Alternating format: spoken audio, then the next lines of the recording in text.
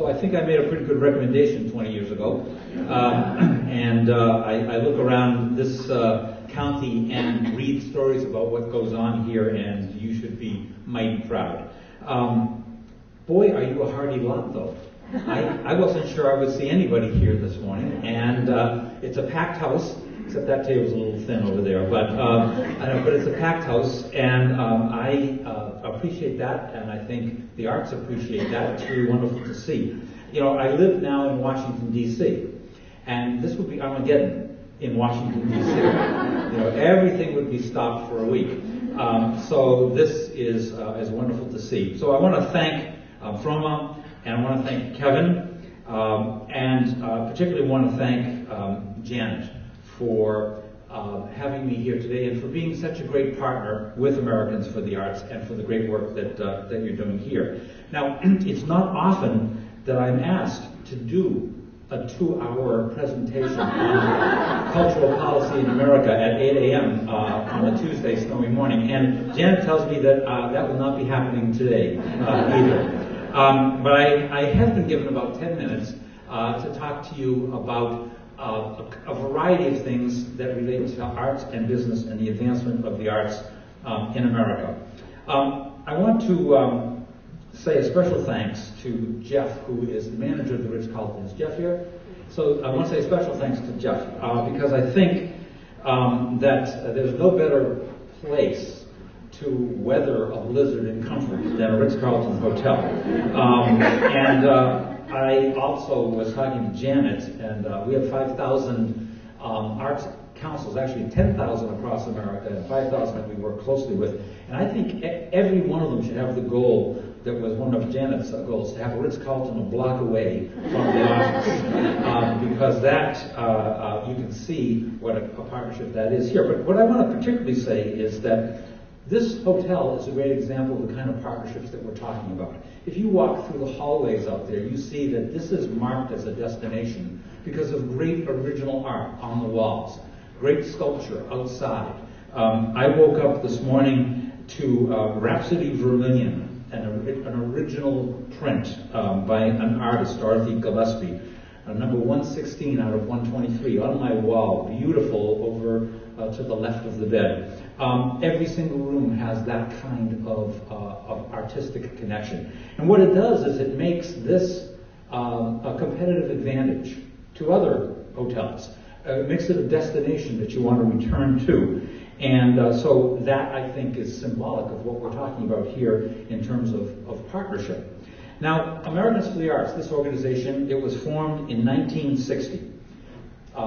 What was interesting about our formation is that at the time there were 100 arts councils like Arts Westchester in America, from the first one in 1947. And when we were formed as 100, we had 3 goals. Let's have more local arts councils, and now there are 10,000 across America. Let's have a national arts council. So our organization was the lobbying entity that advocated for the creation of the National Endowment for the Arts. And then third, we had 4 state arts agencies in existence, and they were our members. Let's have a state arts agency in every state. And through the legislative lobbying that happened, a plank was put into the National Endowment for the Arts legislation that said any state that had a state arts council could get matching money from the federal government. And so there were 4 in 1964, and there were 50 in 1965 when the NEA was formed. And along the way, our great friend David Rockefeller formed our Business Committee for the Arts. The Business Committee for the Arts as the private sector side of the work of Americans for the Arts, bringing together business leaders for the arts and gathering examples like you have here of great connections between the arts and business, partnerships, if you will, between arts and business. And I have Emily Peck, our Vice President for Private Sector Affairs here, to check the accuracy of anything that I have to say. Usually I like to speak unencumbered by accuracy or fact, but today what I say is true because she's sitting there. So at our own annual Business Committee for the Arts BCA 10 Awards, which is this fancy little brochure that we have here. Each year we honor 10 businesses, and then in an interesting twist, we honor 2 other businesses for national leadership. So we actually honor 12 businesses at the BCA 10. But that's because we're the Business Committee for the Arts, not the Business Committee for Math. But the 10 businesses, interestingly, would love today, 3 of them at least, because of the kinds of partnerships that we've honored. 3 of them love the snow. So we honored this year Aspen Skiing Company, which would benefit from this, on the positive side. On the other side, we honored the Atlantic Salt Incorporated Company that brings the salt to all of the trucks all across the eastern seaboard. And then for those who get to stay home and just weather the storm, we honored Bacardi USA. So those groups, though, just taking a look at what they do in terms of partnership, the ski group creates cultural experiences that interacts with skiing and the slopes, art in unexpected places on the slopes as an interesting way to engage. The Salt Company wants to be a good neighbor, and so it has a marine industrial operation that they turn into an arts festival and a light festival to make a nice opportunity to interact with neighbors and community. And the Bacardi folks are particularly interested in international relations, and so they do a lot of international art collecting and art sharing. So there's always something that these groups are doing, and they do it to avoid getting the gray box of shame that we have here. Instead, they want this, the fabulous color version that shows what the vibrancy of the arts actually is. Now, I want to applaud and celebrate specifically businesses in Westchester. I wish I could celebrate them all, but the sea of logos that you see here on the back of a report that was done this year, I think really illustrates all of the different kinds of amazing partnerships that are here. And I can tell you, part of my work, I get to go to a different city every week, somewhere in America. And there is no place that is working as hard for business connectivity and with the number of business connections that I see here. It demonstrates the breadth that you have here. And several of the groups on your list are key to Americans for the Arts as well. And I just want to single out a couple of them. The folks from Aetna who are here, could you raise your hands? So Aetna, as one example, it's a group that got one of our BCA 10 awards, but Floyd Green at Aetna is now on our board of directors. And one of the things that we've partnered with Aetna on is they have a whole series of employee music participation forums, like the Aetna Jazz Band and the Yespa Gospel Choir, and we've had them come and perform at our BCA 10 events or at other national business forums. And then the folks from Con Edison who are here. There's the Con Edison folks. So we've had terrific connection, again, another BCA 10 awardee, because of Con Edison's support of our Minority Leadership Development Program that we have. So you'll hear about others today on that sea of logos, but those are a couple that I just wanted to call out as you celebrate, and as I'm here to celebrate, this 50 new businesses and business partnerships for the 50th anniversary. Now, I love my work. I get to scour the country for great arts and great business partnerships, which I believe are at the core of making America better, making American business better. My mother wanted me to be a dentist. My dad wanted me to be a lawyer. I went to college and studied creative writing, focusing on poetry, where the big bucks are. Got out, I discovered that all the poet jobs were already taken. And in fact, I scoured the classifieds, I saw no poet ads in there. I later learned, however, that poetry and literature and the arts are a basic and a wonderful preparation, not just for something specific, but for everything. And I also discovered that poems can be powerful too. And so a very brief one that I'd like to say for you, very brief, by the poet William Carlos Williams from neighboring New Jersey.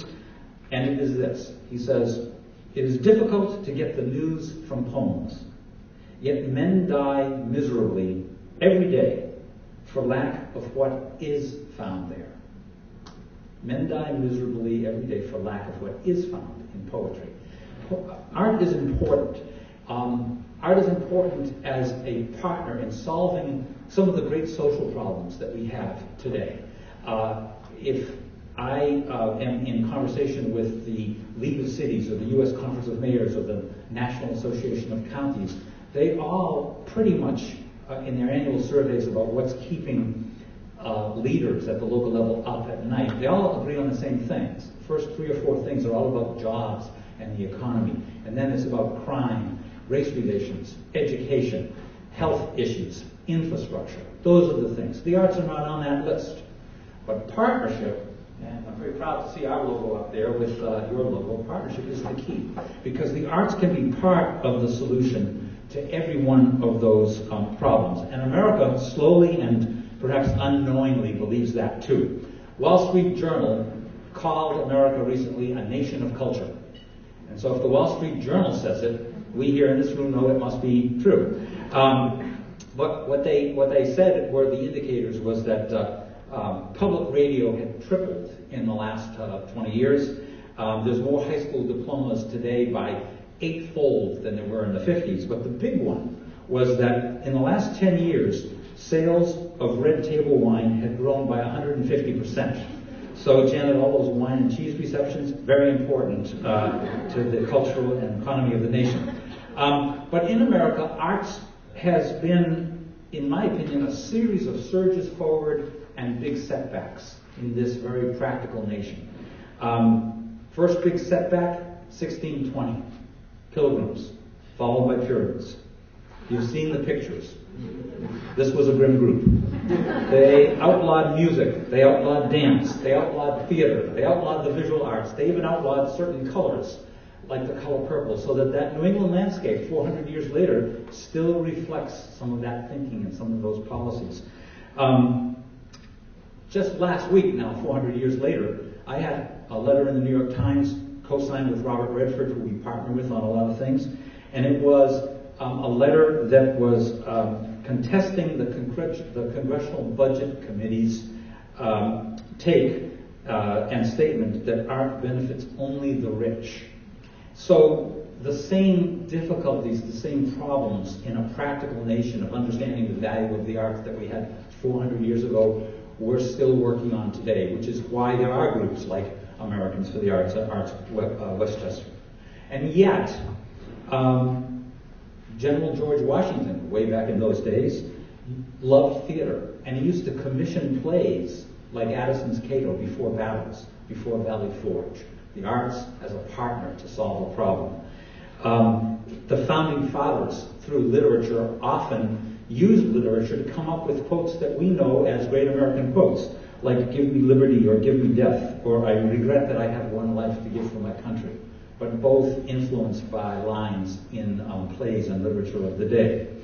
A sad, depressed poet in the early 1800s, amateur poet, went on to become a president and used his art to write 77 years ago, our fathers brought forth on this continent a new nation.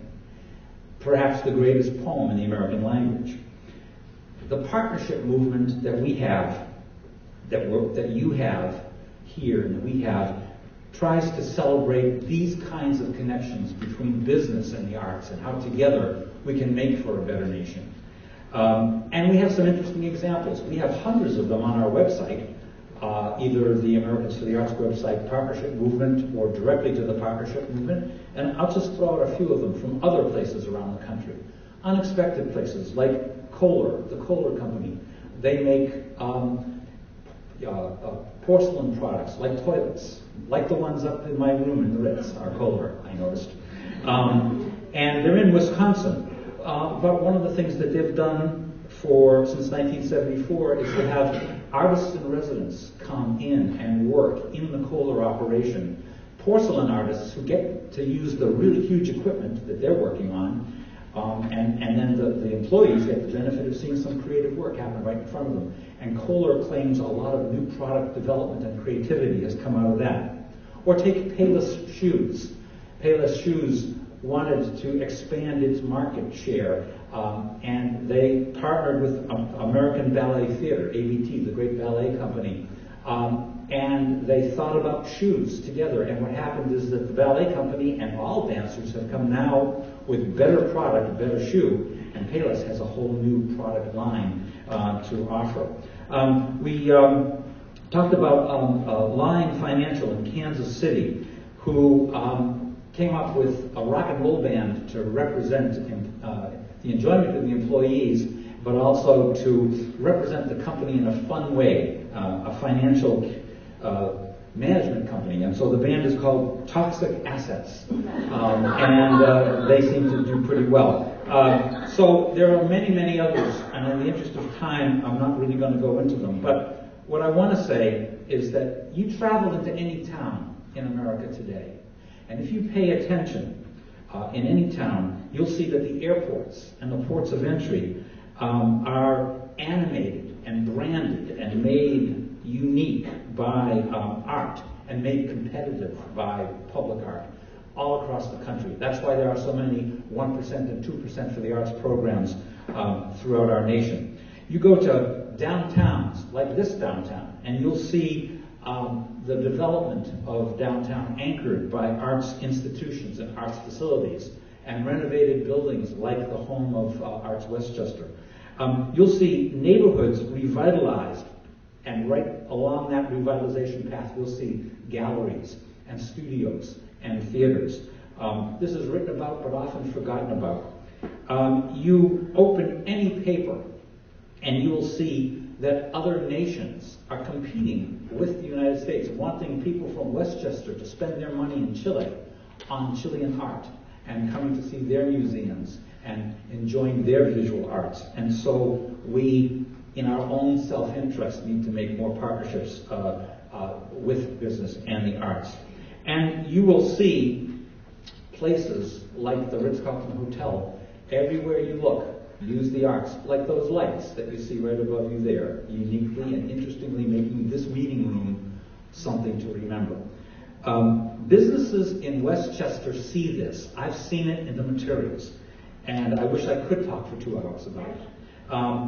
Generals have known it, like General George Washington, or recently our board member, General Nolan Bivens, who went and testified before Congress and said that support for the arts in America today is a national security priority. A national security priority because other nations and other peoples need to know us better and not have their first encounter with us be through the military. Presidents have known this since George Washington. What's the return on investment of all of this? Well, I think that if business and the arts partner better, if we do more of these kinds of wonderful projects, what we get is a better child, a better town, a better nation, a better world. And I applaud Westchester for being part of that change. Thank you all very much.